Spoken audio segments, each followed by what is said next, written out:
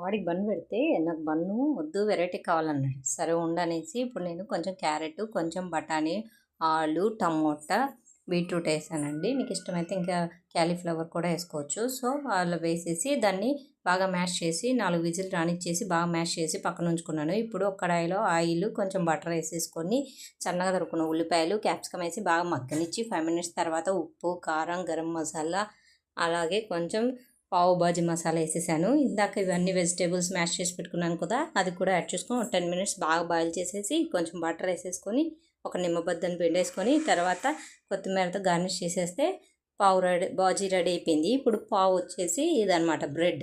ఈ బ్రెడ్ని half cut చేసుకున్నాను. Half cut చేసుకొని బటర్ వేసేసి 2 పక్కల కాల్చేసుకున్నాను. ఇక చూసారా ఇలా ఇరువైపులా కాల్చేసుకొని ప్లేట్లో తీసేసుకున్నాను. ఇది ముంబై స్టైల్ అండి పావు బాజీ. సో ఇలా అయినా తినేయచ్చు, లేదంటే మిడిల్లో అయినా రాసుకొని తినేయచ్చు. మా వాడైతే